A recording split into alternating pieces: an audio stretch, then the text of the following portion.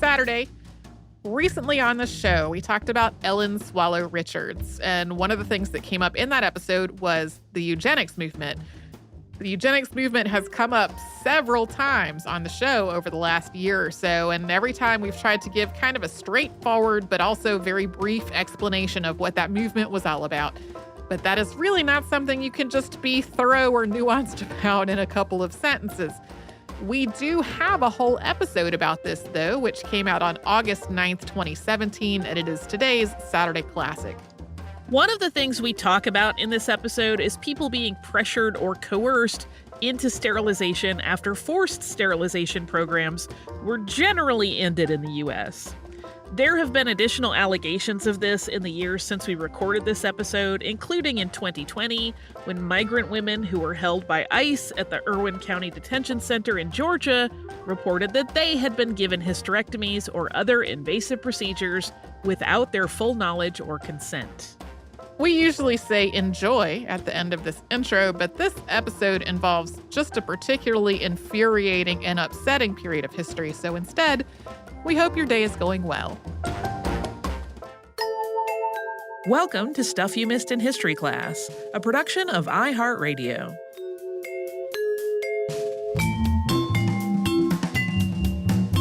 Hello and welcome to the podcast. I'm Tracy V. Wilson. And I'm Holly Fry.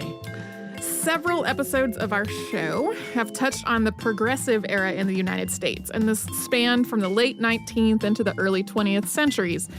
The progressive era was really focused on trying to make society better and to counteract the downsides of industrialization and urbanization and rapid growth. So just as examples, we've talked about people like Jane Addams, known as the mother of social work, and we've talked about movements for women's suffrage, temperance, and organized labor.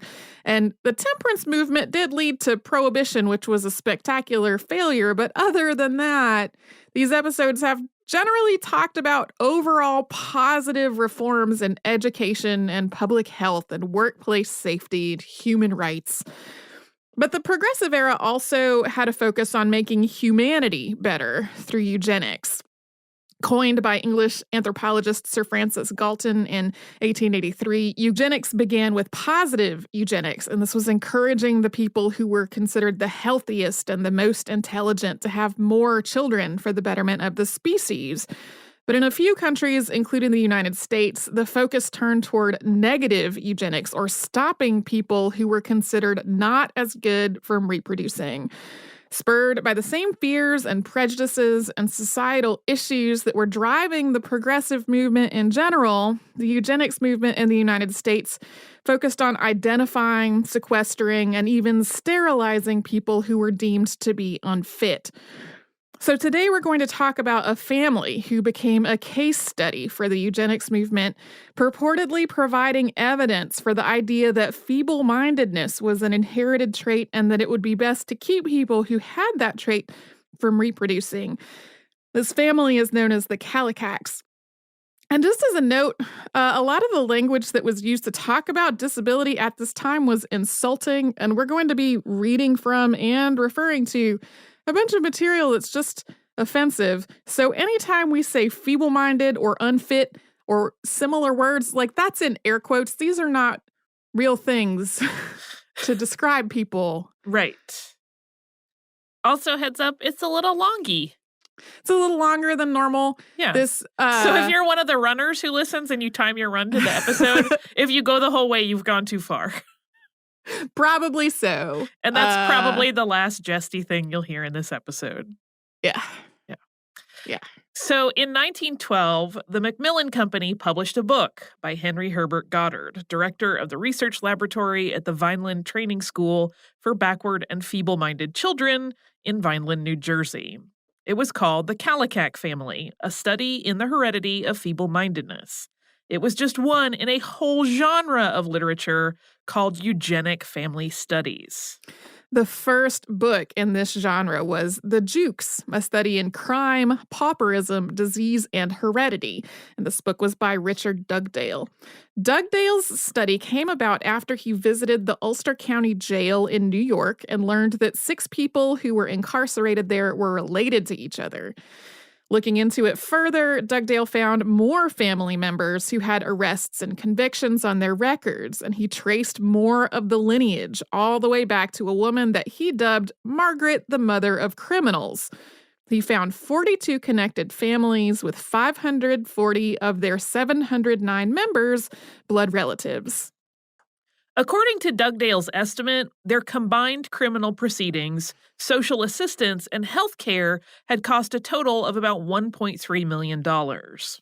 A second book by Arthur H. Estabrook at the Eugenics Record Office came out in 1915, and this traced another 2,111 family members who he described as rife with, quote, feeble-mindedness, indolence, licentiousness, and dishonesty, and costing taxpayers about $2 million. Goddard's study of the Kallikaks followed Dugdale's original book on the Jukes, and like Jukes, Kallikaks was a pseudonym. It was a portmanteau of the Greek words kalos for beauty and kakos for bad. According to Goddard's account, Deborah Kallikak had been born in an almshouse and had arrived at the Vineland School at the age of 8. Her mother had been through a convoluted series of relationships and marriages and had given birth to several children both in and out of wedlock. And according to Goddard, no man in her life was willing to support the young Deborah. Goddard maintained that from her admission at the school in October 1897 until 1911, when he was compiling his study, Deborah had never tested above the age of 9 on an intelligence scale.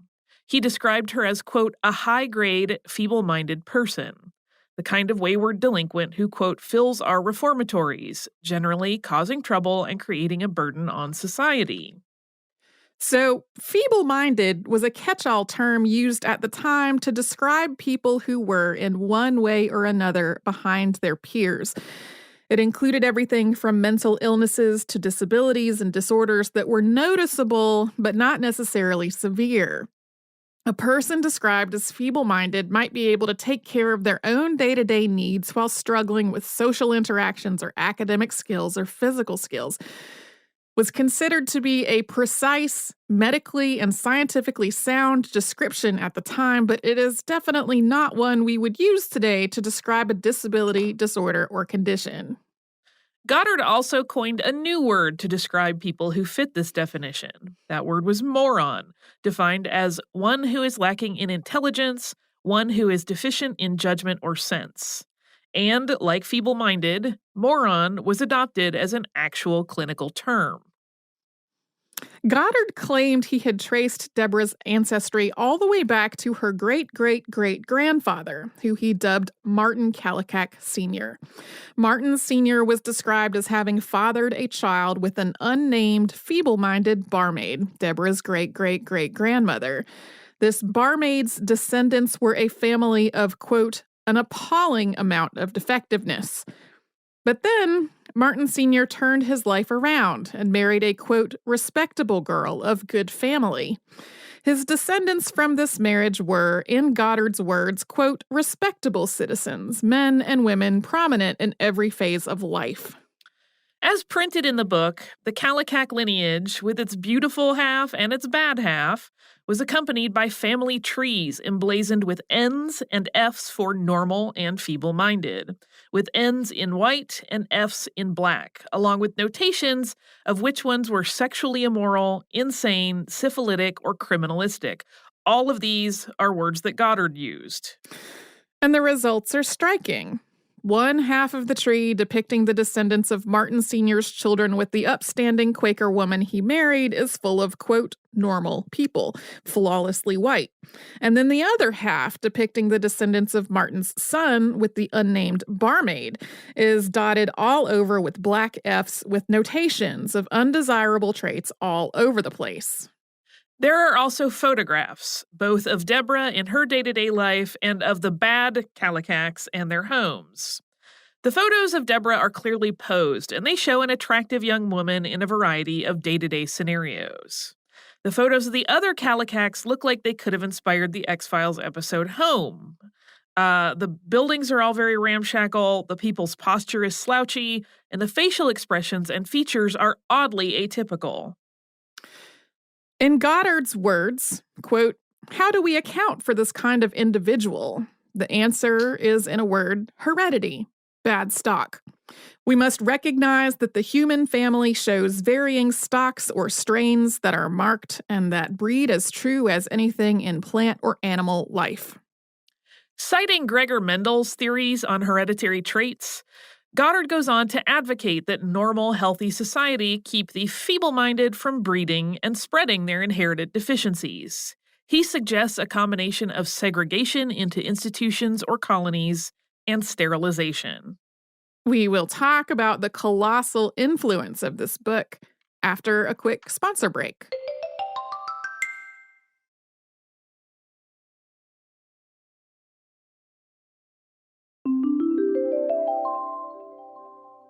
The Kallikak family, a study in the heredity of feeble-mindedness, became enormously influential.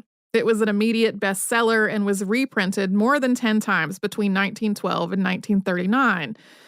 Although the book did have some critics, a number of academic journals, including the American Journal of Psychology and the Journal of the American Institute of Criminal Law and Criminology, gave it glowingly positive reviews.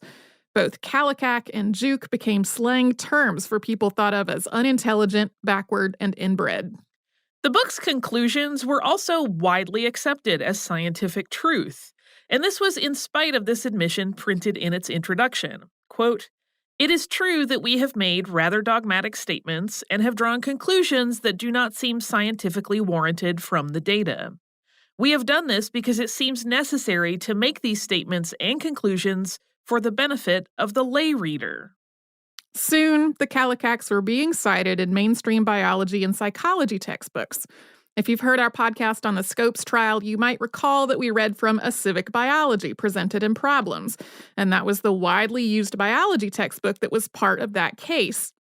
Chapter 17 of the 1914 edition, titled Heredity, Variation, Plant, and Animal Breeding, explains the term eugenics before discussing both the Kallikaks and the jukes. It basically boils down the idea of eugenics to the science of being well-born. In its discussion of the jukes, the book mentions Margaret, mother of criminals, the more than $1 million tax cost to the state of New York, and the large number of, quote, feeble-minded, alcoholic, immoral, or criminal persons that were purportedly in the family. It then moves on to the Kallikaks, quote, "This family has been traced back to the War of the Revolution when a young soldier named Martin Kallikak seduced a feeble-minded girl. She had a feeble-minded son, from whom there have been, to the present time, 480 descendants. Of these, 33 were sexually immoral, 24 confirmed drunkards, 3 epileptics, and 143 feeble-minded. The man who started this terrible line of immorality and feeble-mindedness later married a normal Quaker girl. From this couple, a line of 496 descendants have come, with no cases of feeble-mindedness. The evidence and the moral speak for themselves." A Civic Biology goes on to say that if people were animals, we would probably just, quote, kill them off to prevent them from spreading. It goes on to explain, quote, "Humanity will not allow this, but we do have the remedy of separating the sexes in asylums or other places and in various ways preventing intermarriage and the possibilities of perpetuating such a low and degenerate race." Through the Kallikak family and other books and propaganda, the idea that defective people needed to be kept from breeding became common knowledge. And in the early decades of the 20th century, more than 30 states passed laws allowing and regulating the involuntary sterilization of people who were deemed to be feeble-minded or otherwise unfit. Often, sterilization involved a vasectomy or tubal ligation, but could also be as involved as a total hysterectomy. Many of these laws were patterned after a model law drafted by Harry H. Laughlin of the Eugenics Record Office at Cold Spring Harbor Laboratory, who was one of Goddard's colleagues within the eugenics movement. Goddard himself consulted with states on their eugenics laws as well. Basically, states kept passing laws that were not being upheld in court, and so these guys got together to draft a law that would be upheld as constitutional. In 1927, one of these laws made its way to the Supreme Court in Buck v. Bell. Carrie Buck had been committed to the Virginia colony for epileptics and feeble-minded, and she was sterilized there. Carrie, her mother, and her daughter were all described as feeble-minded, and Carrie and her mother were both described as immoral and promiscuous because they had had children out of wedlock. The Kallikak family was entered into evidence in this case. Harry H. Laughlin provided expert testimony. Dr. Estabrook, the one who revised the study of the Jukes family, did as well. The Supreme Court found Virginia's eugenics law to be constitutional and upheld it with the opinion authored by Oliver Wendell Holmes Jr., including the sentence, quote, 3 generations of imbeciles are enough. Involuntary sterilizations were also being performed on people convicted of crimes, but this generally ended after the Supreme Court ruled in Skinner v. Oklahoma in 1942. States had been sterilizing people convicted of some felonies, but not others, and the court ruled that this was a violation of the 14th Amendment's Equal Protection Clause. But Buck v. Bell has never been overturned, meaning that the Supreme Court never officially reversed its decision on sterilization of people who were not convicted of a crime. Involuntary sterilizations of supposedly unfit people continued in the United States until the 1970s, at which point at least 60,000 people had been involuntarily sterilized, predominantly women. While there have been calls for reparations, North Carolina is the only state so far to pass legislation to do so. The idea of keeping bloodlines free from the taint of feeble-mindedness also went hand in hand with the idea of keeping white bloodlines racially pure. Many of the same people who helped states write eugenics laws relating to the unfit also worked on legislation to protect white racial purity at the state and national level. For example, Harry H. Laughlin was a huge proponent of the Immigration Restriction Act of 1924, which set quotas on immigration based on how many people already in the United States hailed from a particular place. So it allowed the most immigration from nations that were already the most similar to white Americans, which was Northwest Europe. It allowed almost no immigration from Africa and barred immigration from Asia entirely. The Immigration Act was also influenced by Henry H. Goddard's work at Ellis Island, where he had set up an intelligence testing center to evaluate incoming immigrants and turn away the ones deemed insufficient in the 19-teens. In his work, Intelligence Classification of Immigrants of Different Nationalities, he claimed that 40% of immigrants were feeble-minded, including 83% of Jews, 79% of Italians, 80% of Hungarians, and 87% of Russians. These evaluations began with one tester identifying probable cases by sight and then referring the people she spotted to her colleague for an assessment. Goddard employed women for this purpose because he thought their intuition was better for it. As another example, Harry H. Laughlin also helped draft Virginia's Racial Integrity Act of 1924, which defined race according to the one-drop rule, meaning that anyone who had one drop of African or Native American blood was considered Black or Native American by law.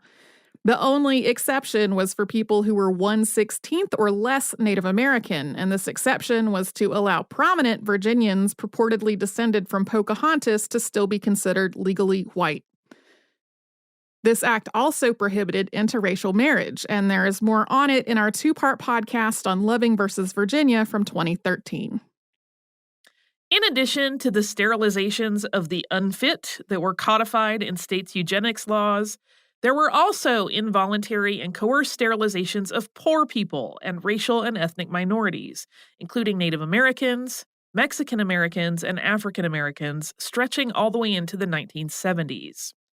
Because these were not conducted under any particular law or official program, the exact numbers are harder to estimate.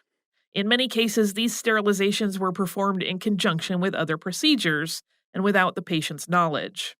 This practice was so prevalent in the South that it was nicknamed a Mississippi appendectomy. That was either coined or popularized by Fannie Lou Hamer, who is on the list for a future podcast episode.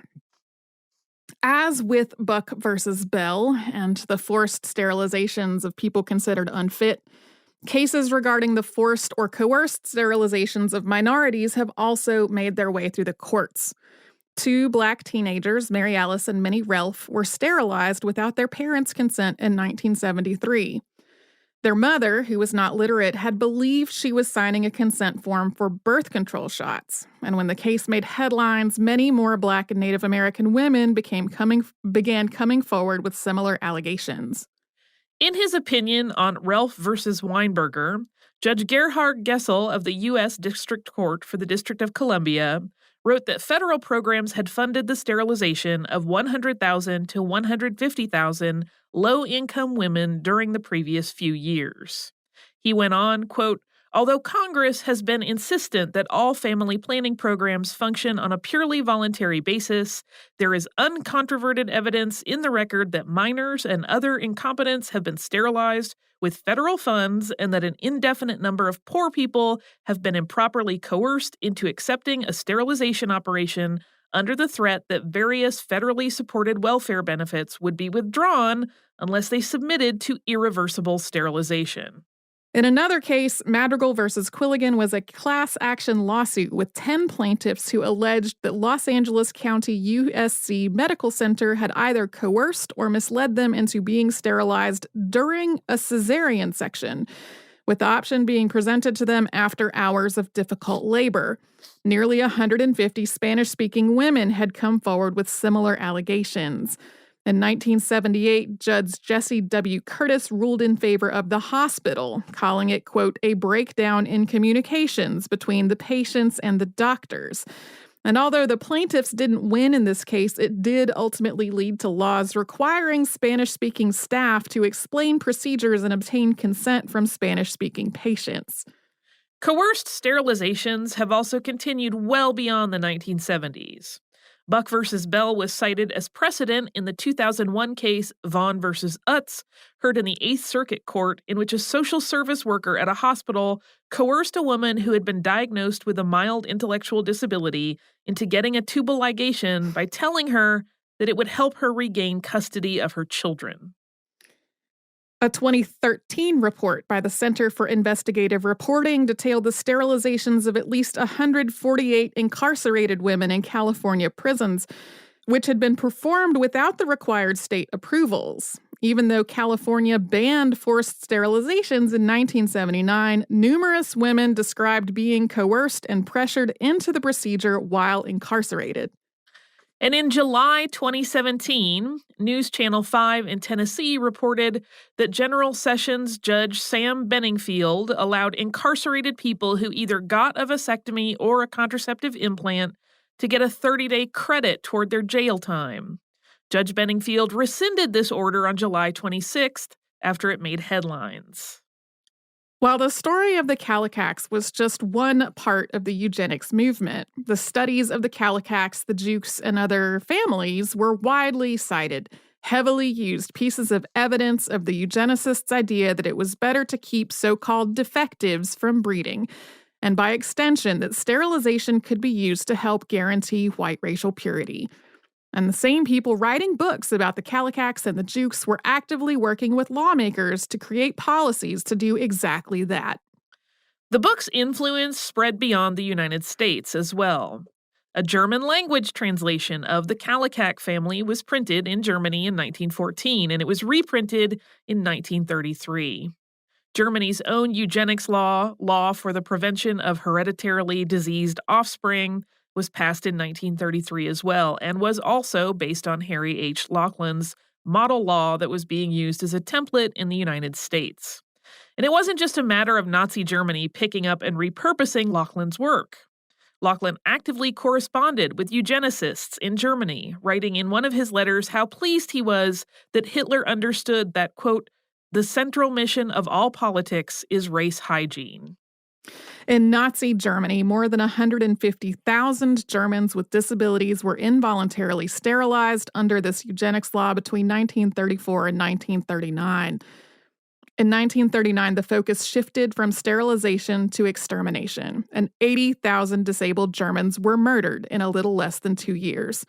It was only in the face of this atrocity that the eugenics movement in the United States started to fall out of favor, although the sterilizations that the movement had advocated have continued for decades. On top of being used to support policies that led to involuntary sterilizations and, in Nazi Germany, murders, much of the story of the Kallikaks wasn't even true. And we're going to talk more about that after a sponsor break.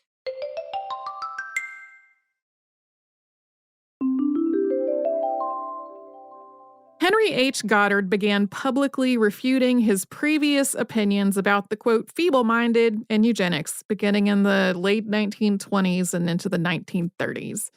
He made a number of public statements that his intelligence testing had been incorrect and that he had been wrong to believe that feeble-minded people could not be educated and that feeble-minded people should be allowed to have children if they chose and should not be segregated from the rest of society. But this reversal came too late to stop the eugenics movement or even to change the life of the star of his most famous work. Deborah Kallikak was really Emma Wolverton, and she really did arrive at the Vineland School in 1897 at the age of 8. And it's not clear if there was a specific reason for her to be institutionalized. Although the book does seem to have embellished her mother's life and relationships, it's very likely that it boiled down to poverty. Even the wording in the book is really cagey here. Quote, on the plea that the child did not get along at school and might possibly be feeble-minded, she gained admission to the training school. But by the time Goddard published The Kallikak Family, the Vineland School and Goddard himself were using Emma as an example of a success story for the school. In addition to being in the book, her picture and that pseudonym appear in the school's reports and fundraising materials as a shining example of their work. When she was transferred to a facility for adults across the street at the age of 25, her, quote, acquisition was viewed as a success for them. A social worker described it this way, quote, Deborah at this time was a handsome young woman, 25 years old with many accomplishments, though her academic progress had remained stationary just beyond second grade. For our part, we knew we had acquired distinction in acquiring Deborah Kallikak, for by this time the story of her pedigree was becoming well known, and such a capable, well-trained, and good-looking girl must be an asset. In terms of well-trained, Emma Wolverton was excellent at embroidery, woodworking, basketry, and gardening. She made and repaired costumes for the school plays, was in charge of the Vineland School's kindergarten, and worked as a nurse's aide in the school's hospital. She also played the cornet beautifully, was an avid reader and a devoted correspondent, and bred Persian cats. In her adulthood, visitors to her institution often mistook her for a staff member. She distinguished herself to the point that she was allowed to work for the family of Vineland's superintendent along with others in the community. And to be clear, although working for the superintendent's family was framed as a privilege and a reward, all of this work was actually compulsory. It's difficult to diagnose historical figures who aren't alive to be examined. And this is even more difficult in Emma Wolverton's case, since her school records are often contradictory, and the institutions caring for her had a vested self-interest in people simultaneously believing that she needed to be institutionalized, while also demonstrating a success story in terms of what the institution could accomplish. But by cross-referencing school records with witness accounts, modern research suggests that she probably had a learning disability. Whether she had a disability or what that disability was has no bearing on her worth as a human being, but it's clear that the institutions housing her were using her for their own ends, and that her portrayal in the book that made her famous was far from the truth. The photos of Emma Wolverton in the Kallikak family clearly serve to show her as both a success and a warning. She's neatly dressed, either shown in association with something productive, like sewing or serving a meal, or with something considered intelligent, like reading a book. These are in contrast with the photos of the Kallikaks in their homes, which are clearly meant to suggest something nefarious. The pictures of the other Kallikaks have definitely been retouched, and there's some debate about whether that retouching served to deliberately exaggerate them or just to prepare them for publication. Regardless, the book is making a very clear implication and a very clear value judgment on all the Kallikaks based on their physical appearance and their surroundings. It's that without the constant care, supervision, and custody in an institution, Emma Wolverton would have been just another degenerate living in a hovel. And without keeping her segregated from society, she would have just made more of them. However, that dichotomy between Emma Wolverton and the rest of the family, or between the family's, quote, good and bad branches, just doesn't add up. The bad line of Martin Kallikak Sr.'s descendants purportedly begins with Martin Jr. It was really John Wolverton. John Wolverton was the son of Gabriel Wolverton and Catherine Murray. But the Kallikak study presents his father as a different John Wolverton, just thus the Martin Sr. and Martin Jr. But according to a genealogy of the family that was published in the 1980s, the second John Wolverton was not his father. They were second cousins. So the book's entire premise is not correct. In addition to the two John Wolvertons not being father and son, both parts of the family really had their share of troubles, as every family does. But Goddard and field worker Elizabeth S. Kite had set out to compile their study with the goal of finding a hereditary thread for feeble-mindedness. So, consciously or unconsciously, when piecing together the history of the family members, some of whom had long since died, they ignored evidence of people in the good line who they might have described as feeble-minded, and they flagged people in the bad line based on just the thinnest of evidence. A lot of this was based on stuff like family gossip. Which is very scientific. Right. They would interview elderly family members about people on the other side of the family, and folks would be like, oh, yeah, he was totally a drunk. So that person would be marked down as feeble-minded, even though if you looked at things like tax records and property records, it seemed as though this person was like a landowner, not bothering anyone. Perfectly living their life just fine. So in reality, going back to the 18th century, the Wolvertons were overall not particularly affluent, but mostly self-sufficient farmers living in rural New Jersey.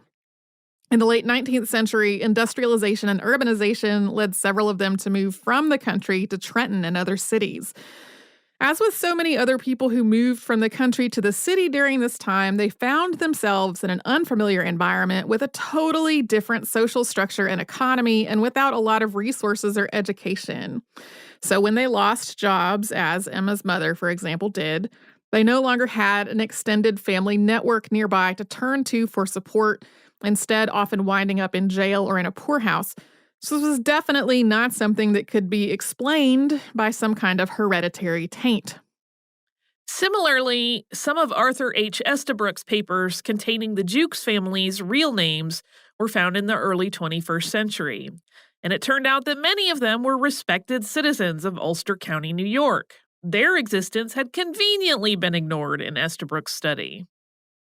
Emma Wolverton died at the age of 89 in 1978. She knew that she had been written about as Deborah Kallikak and that she had been used as a widely read and even famous example of a, quote, high-grade feeble-minded person. It's not really clear whether she knew that that depiction had been at the heart of the eugenics movement or what that had ultimately meant. She was offered the chance to leave the institution toward the end of her life, but she didn't feel that she could because at that point she'd developed severe arthritis and she really needed a lot of medical care. She spent the last year of her life in a hospital, and at the time of her death, she had been institutionalized for 81 years. I normally say something to wrap up here. But mostly this whole episode makes me incredibly angry. Yeah. Like, it's the magical combination, right? Of like, poorly executed, biased science, and I'm using the air quotes there, used to, one, work this whole, like, superiority angle that is gross, as well as really damage the lives of people without their consent. And most of those people were women. Yeah. And like even the positive eugenics angle that we referenced very briefly at the beginning of the show, like even that is founded on the idea that some people are better than others and that the better people should have the most babies, which like that might sound okay at a surface level, but pretty quickly falls apart when you think about, like, who's deciding who is worthy of having more babies. My mom worked with people with a range of disabilities for a lot of her career, and it's like there are definitely complicated moral and ethical questions when people are capable of having a child, but genuinely not necessarily capable of taking care of a child. Right.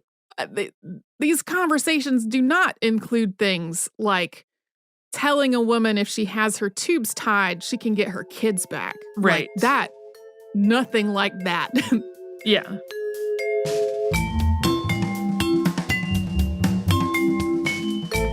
Thanks so much for joining us on this Saturday. Since this episode is out of the archive, if you heard an email address or a Facebook URL or something similar over the course of the show, that could be obsolete now. Our current email address is historypodcast@iHeartRadio.com. Our old How Stuff Works email address no longer works. You can find us all over social media at Missed in History. And you can subscribe to our show on Apple Podcasts, Google Podcasts, the iHeartRadio app, and wherever else you listen to podcasts. Stuff You Missed in History Class is a production of iHeartRadio. For more podcasts from iHeartRadio, visit the iHeartRadio app, Apple Podcasts, or wherever you listen to your favorite shows.